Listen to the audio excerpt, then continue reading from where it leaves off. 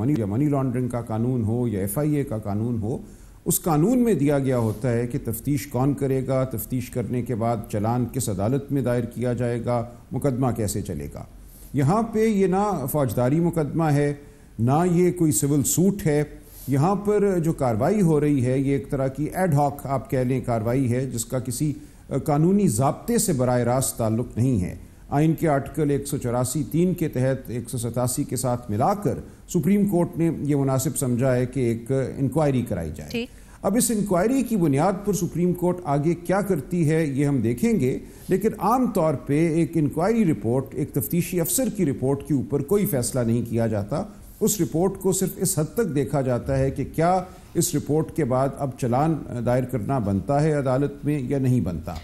اب اگر تو سپریم کورٹ اس انکوائری رپورٹ کو اسی طرح لیتی ہے جیسا کہ ان کے 5 ممبر بینچ کے فیصلے میں آپریٹو پارٹ میں کہا گیا کہ جب انکوائری رپورٹ آ جائے گی تو ہم دیکھیں گے کہ آئین کے آرٹیکل 184(3) کے تحت کوئی فیصلہ کرنا ہے یا معاملے کو مجاز عدالت میں اور مجاز اداروں کے پاس بھیجنا ہے۔ اب اگر اس انکوائری رپورٹ کے نتیجے میں یہ بات سامنے آئے کہ جو معاملات ہیں، جو حقائق ہیں، وہ ابھی بھی متنازع ہیں، ان کے حوالے سے واضح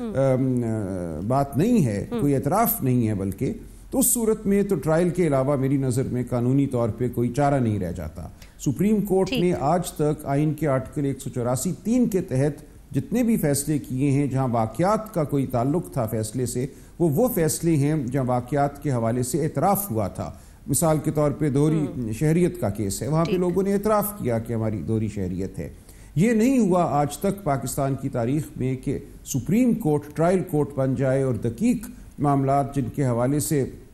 ابہام بھی ہے، تنازع بھی ہے، انکار بھی ہے، ان کا فیصلہ کرے اور اس کی بنیاد پر کسی کو جھوٹا یا سچا، صادق یا امین قرار دے۔